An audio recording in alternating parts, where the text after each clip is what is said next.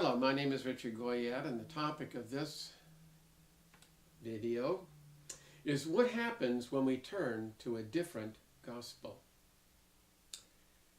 We read in Galatians 1, 6 through 7, I am astonished that you are so quickly deserting the one who called you to live in the grace of Christ and are turning to a different gospel, which is really no gospel at all.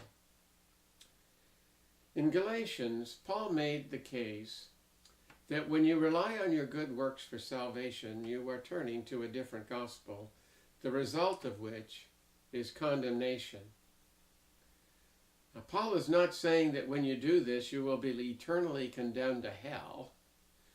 What he is saying is that you are wrong. That is all. You are guilty of foolishness. See Galatians 3:1. You do not forfeit your salvation. You merely temporarily lose the benefit of it.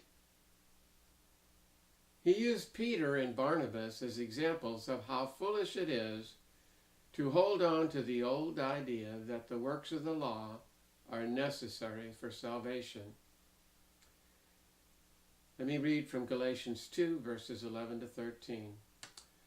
When Cephas, or Peter, came to Antioch, I opposed him to his face because he stood condemned. Whoa, wait a minute. Peter was condemned? Remember, it doesn't mean banished to eternal hell, okay? It just means he was wrong. He was guilty of foolishness. He was judged guilty of something. For before certain men came from James, he used to eat with the Gentiles. But when they arrived, he began to draw back and separate himself from the Gentiles because he was afraid of those who belonged to the circumcision group. The other Jews joined him in his hypocrisy, so that by their hypocrisy even Barnabas was led astray. Note the use of the word condemned. Peter and Barnabas were condemned, but they obviously did not lose their salvation. They only lost the benefit of it temporarily, which is the joy of knowing that we are loved and accepted by God just as we are, and that we are saved by grace, not works.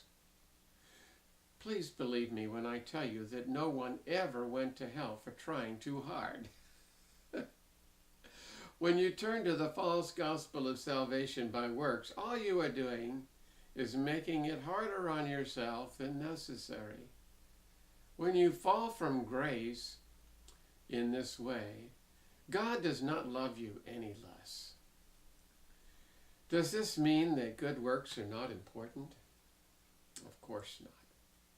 But the true gospel of Christ, the good news that we are saved by grace, does change our motive for doing good. We do it because God has made us good by nature. We do not serve God out of fear or under threat of punishment, but instead out of love and gratitude. Thank you for listening.